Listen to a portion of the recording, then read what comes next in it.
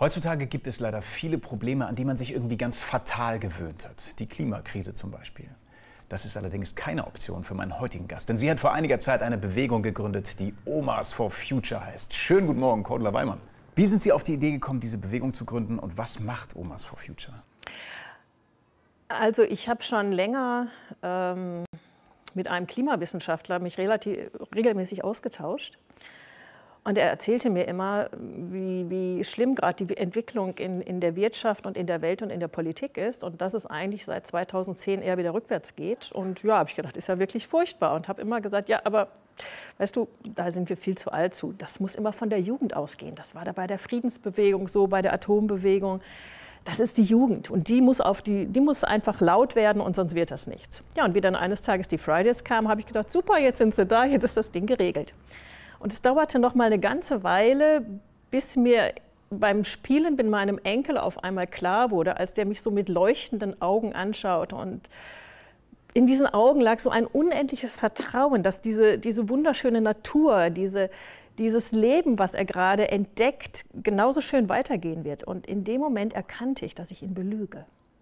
Und dass ich gedacht habe, nee, die Zukunft von dir wird nicht so sein. Sie wird längst nicht so harmonisch sein, sie wird nicht so friedlich sein. Aber was das Schlimme ist, ich trage jeden Tag dazu bei. Wissen Sie noch genau, wie die Situation war? Hat Ihr Enkel Sie gefragt, bleibt das immer so, Oma? Oder? Nein, wir haben in der Natur gespielt und er hat sich einfach, ich glaube, wir haben Schmetterlinge oder Käfer, ich glaube, blaue Libellen haben wir beobachtet. Und er war einfach so glücklich darüber und ich war glücklich über seine Freude und ihm diese Schönheit zu zeigen. Ja,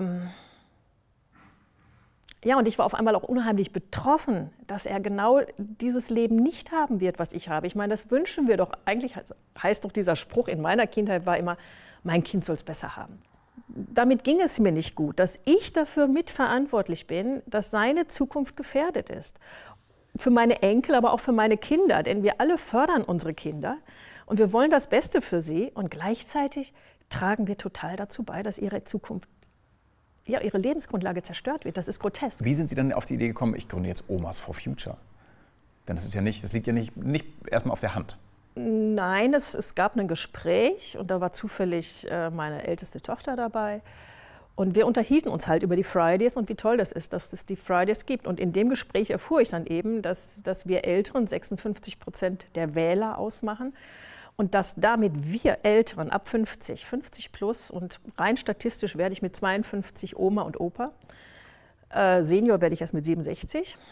Rein statistisch entscheiden wir über die Zukunft unserer Kinder und Enkel und eben nicht die Jugend und auch nicht die jungen Familien.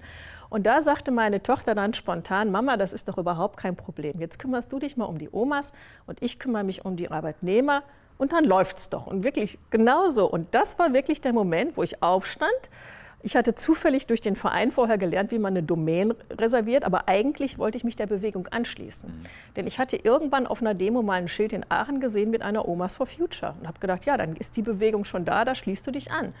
Und wie ich dann danach suchte im Internet und ich fand nichts, habe ich gedacht, gibt's doch gar nicht. Guck mal, ob die Domain noch frei ist. Und sie war frei. Habe ich gedacht, 99 Cent kannst du dir leisten, kaufen. Und das war der Moment, wo ich dann nochmal gedacht habe, okay, du hast jetzt eine Bewegung gegründet. Willst du das wirklich? Das verändert dein ganzes Leben. Willst du das? Da habe ich doch dann tatsächlich noch mal einen Tag drüber nachgedacht. Und dann habe ich gedacht, eine muss anfangen. Und bisher ist noch keine angefangen. Und es gab ja schon Scientists, Parents, es gab ja schon alles.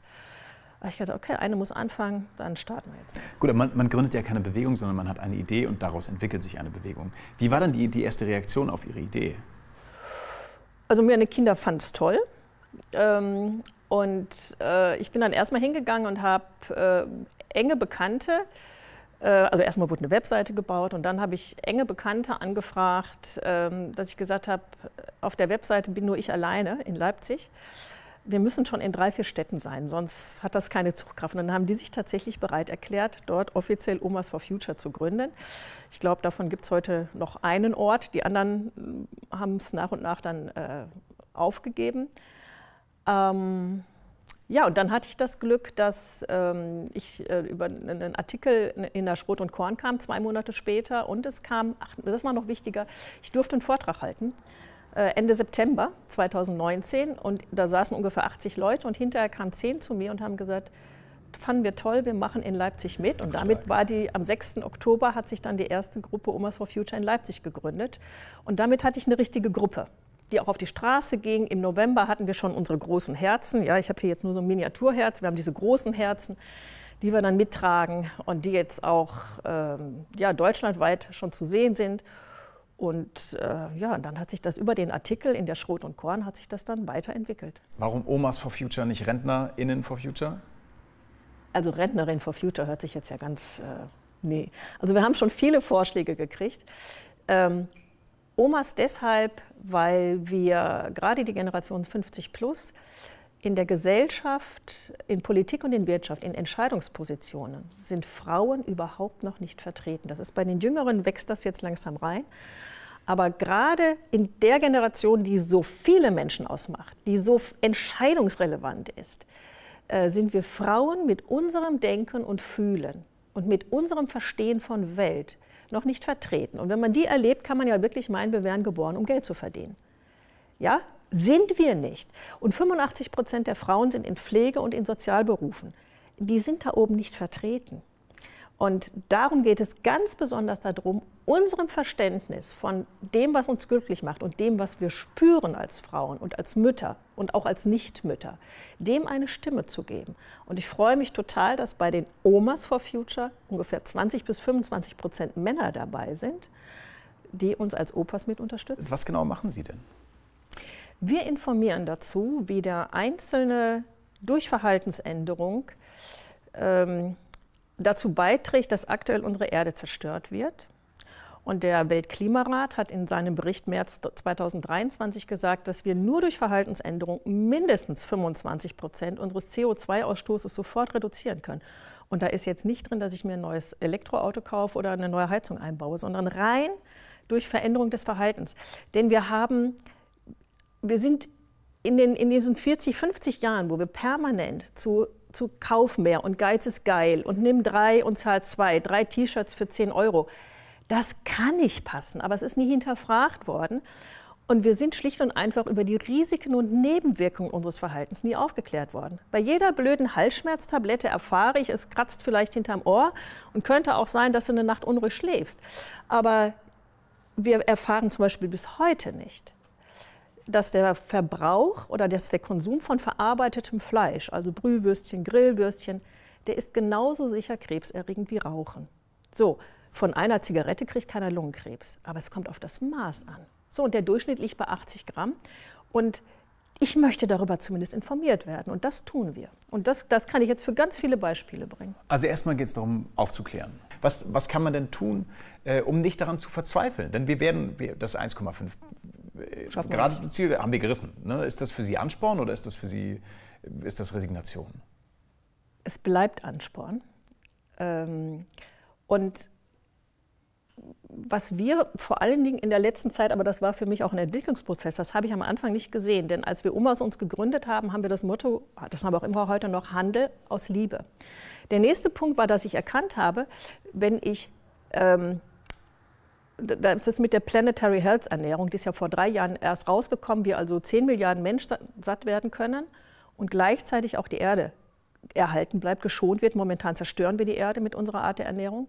Und das Dumme ist, oder das Interessante ist, nee, eigentlich gar nicht das Dumme, sondern das Tolle und eigentlich das Logische, das, was für unsere Erde am besten ist, für unsere Natur, ist natürlich auch für mich am besten. Natürlich. So, und also konnten wir mittlerweile sagen, handel nicht mehr aus Liebe zu deinen Kindern, handel aus Liebe zu dir.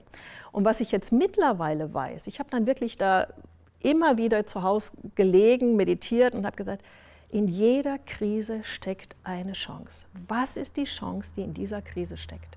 Und es hat eine Weile gedauert, bis mir wirklich es wie Schuppen von den Augen fiel, dass wir noch, auch wenn das Zeitfenster wirklich eng geworden ist, noch haben wir die Chance auf die lebenswerteste, die gesündeste und die menschengerechteste Erde ever. Wir haben sie noch, weil wir durch die modernen Technologien in der Lage sind, wir sind durch die Ernährung, durch unsere Kultur, durch unsere Digitalisierung, wir verpassen gerade richtig was, wenn wir nicht umstellen. Es geht überhaupt nicht um Verzicht, es geht auch nicht um Darben. Es geht einfach um den Mut, nach vorne zu schauen und zu sagen, so geht's weiter. Aber da sind wir an dem neuralgischen Punkt eigentlich. Ne? Weil ich will da ganz ehrlich mit Ihnen sein, ich bin auch zwischen himmelhoch jauchzend zu Tode betrübt. Immer hin und her. Ne? Also ich bin, nur um das als Beispiel zu nennen, ich habe vor 5 Jahren ein Buch gelesen über die Klimakrise und bin Vegetarier geworden. Und ich fühle mich nicht, als müsste ich verzichten die ganze Zeit. Ich habe da gar keinen Bock mehr drauf, in echt. Das ist doch, glaube ich, der neuralgische Punkt, wo man sagt, wenn ihr feststellt, dass das, an das ihr euch gewöhnt habt, ihr in echt gar nicht braucht zum Glücklichsein, dann fällt es euch nicht schwer zu verzichten. Aber wie kriegt man das hin? Durch Aufklärung, glaube ich. Weil wir werden momentan, also wenn man sich anschaut, dass 70% unserer Krankheiten, unserer Wohlstandskrankheiten, also unsere Krankheiten sind Wohlstandskrankheiten. Und die sind vor allen Dingen durch Ernährung, durch falsche Ernährung. Zum Beispiel? Ja, und durch natürlich auch zu wenig Bewegung. Aber ich verstehe das nicht, warum hier nicht wirklich aufgeklärt wird, dass man möglichst Bioprodukte nimmt, damit man eben nicht Antibiotika und das alles in der Nahrung hat. Und dass vor allen Dingen Leitungswasser getrunken wird, statt dieses ganze Zuckerzeug. Ja. Das verstehe ich nicht. Ich habe das mal gelesen, dass es eben nicht darum geht zu sagen, wir müssen auf alles verzichten. Wir verzichten gar nicht, es geht uns besser. Genau, es geht natürlich uns besser, aber zum Thema Fleisch. Ich habe gelesen, wenn wir zum Prinzip Sonntagsbraten zurückkämen, wäre richtig viel geschafft. Ne? Dann hat man, das ist was Besonderes, ein Highlight, man isst das einmal in der Woche, das ist gutes Fleisch und sowas. Und natürlich wissen wir alle in echt, 99 Cent Schweinenackensteak vom Discounter, was haltbar gemacht wird bis in die Ewigkeit, kann vermutlich nicht so richtig gut sein. So, und trotzdem gibt es einfach ein Großteil der Menschen sagt, ich brauche es aber trotzdem. Was sagen Sie denen? Dass Verhaltensänderung Zeit braucht und dass es kleine Schritte sind. Und es sollten Schritte sein, die gangbar sind. Also ich nehme mal so ein Beispiel, ja, wie meine Kinder mir auf einmal sagten, ja Mama, aber dann kannst du jetzt auch noch auf Vollmilch verzichten und nimmst Hafermilch. Da habe ich gedacht, nee, die schmeckt nicht. So, das war ein langer Prozess, bis ich das Mischungsverhältnis verändert habe und mittlerweile schmeckt mir die Vollmilch nicht mehr. Es sind kleine Schritte und bei mir passiert das seit 3 Jahren und ich denke, darum machen wir auch also wir machen ja mittlerweile in Deutschland sehr viel Zukunftsquiz, also wir gehen in Institutionen und spielen da mit Menschen spielerisch und unterhaltsam, mit viel Diskussion und viel Lachen und Freiraum, was halt dazu beiträgt, dass wir selber gesünder leben können und gerade Gesundheit, gesund in die Zukunft zu gehen, ist unglaublich wichtig, weil wir in Corona gelernt haben, dass die Risikoerkrankungen viel gefährdeter waren. Und das sind vor allen Dingen Wohlstandserkrankungen. Also wenn ich mich schützen will für die Zukunft, parat machen will, sollte ich gesünder leben. Dazu informieren wir. Und am Ende gehen wir hin von jedem Zukunftsquiz und sagen, die spielen immer so in kleinen Gruppen von 4, 5 Leuten an einem Tisch, treten die dann gegeneinander an. Dann sagen wir, was war für dich das Neueste? Was hat dich am meisten berührt? Was macht das mit dir und was änderst du in deinem Verhalten? Schreib es auf das Klimaband. Und dann kriegen die so einen Stoffrest. Und irgendwas war bei jedem. Und was wirklich jeder kann, ohne dass er sich einen Zacken aus der Krone bricht, ist wirklich den Aludeckel vom Plastikbecher abziehen. Es ist der erste kleine Schritt.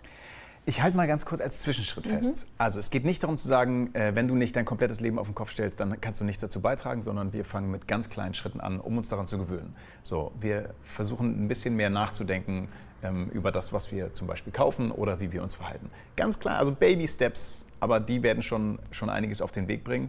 Primär, weil sie eine Verhaltensänderung anstoßen können. Und ich fühle mich ja heute viel gesünder als noch vor 3 Jahren. Und ich habe mich schon immer bewusst ernährt, aber jetzt fühle ich mich noch gesünder. Ich frage das deswegen, oder ich mache dieses Zwischenresümee deswegen, weil ich das so wichtig finde, dass wir nicht in dieser unendlichen Spaltung leben. Ich habe immer das Gefühl, gerade wenn wir auf Klimafragen gucken, denn Sie haben es vorhin gesagt, 56% der Menschen, die in Entscheidungspositionen sind, weil sie abstimmen können und wählen können, sind älter. Ja. Und ich habe das Gefühl, wir spielen immer Alte gegen Jung aus. Wir haben immer so, das ist diese Generation oder diese Generation und ich halte das für total gefährlich.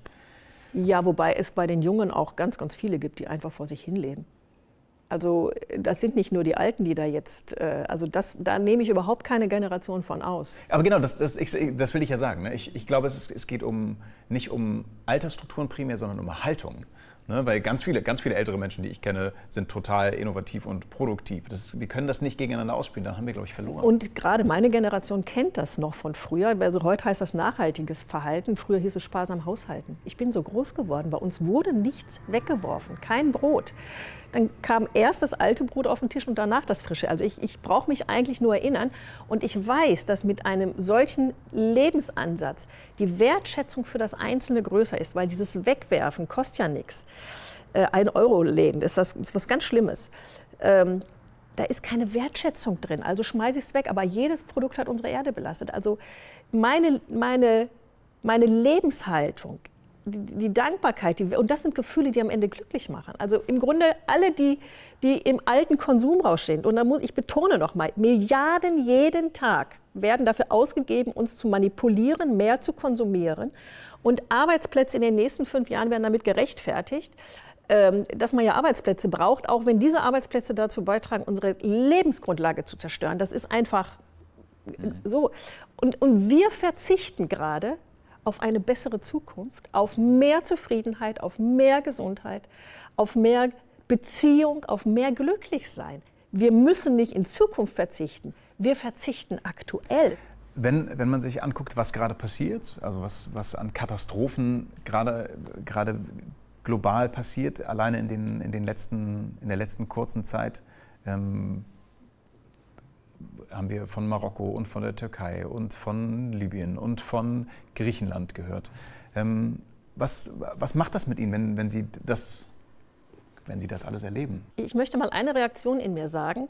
Ich erlebe dann immer, wenn wirklich irgendwie so eine Naturkatastrophe wieder kam und dann auch Menschen gestorben sind, also gerade bei so Extremkatastrophen, ich sage jetzt mal wie Ahrweiler, dann stehen da die Politiker vor der Kamera und sprechen erstmal ihr größtes Bedauern und ihre Betroffenheit und die Anteilnahme und wie furchtbar. Und dann denke ich, auf mich wirkt es heuchlerisch. Ihr habt durch eure Entscheidungen dazu beigetragen, dass es zu diesen Katastrophen kommt. Ihr habt das Wissen seit 1979 und als Politiker seid ihr in einer besonderen Verantwortung. Warum habt ihr nicht anders gehandelt, um uns zu schützen? Jetzt erst dafür zu sorgen, dass es zu diesen Katastrophen kommt und dann aber zu sagen, oh, das tut mir jetzt aber leid, offene Anteilnahme, dann denke ich, auf mich wirkt es heuchlerisch. Wahrhaftigkeit wäre sofort dafür zu sorgen, alles zu tun, dass möglichst solche Katastrophen unterbleiben. Und das hat ganz viel mit Aufklärung zu tun. Und wir haben das zu Corona gemerkt, wie schnell ein System an allen Ecken und Kanten waren sämtliche Werbeflächen mit Plakaten beklebt, wie man sich verhalten soll, wie man mit dem Nächsten umgehen soll. Es gab Aktionen im Fernsehen.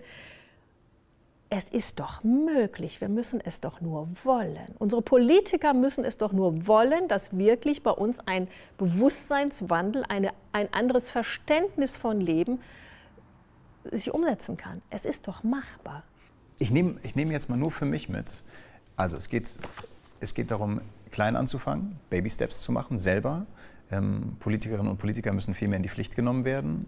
Es gilt, keine Unterscheidung zwischen Generationen zu machen, sondern zu sagen, wir müssen da alle zusammen durch. Das ist eine Haltungsfrage. Alle.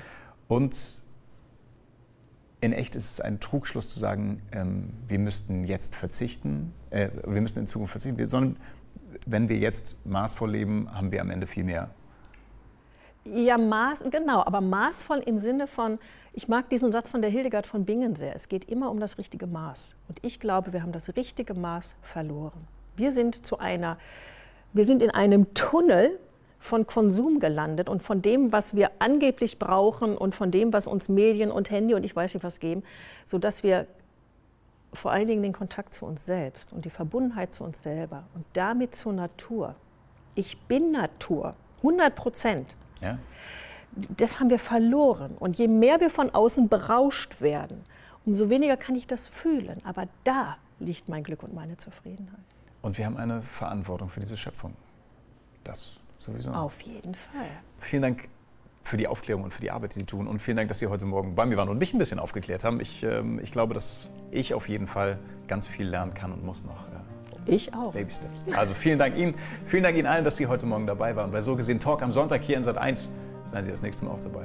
Ich freue mich auf Sie. Bis dann. Tschüss.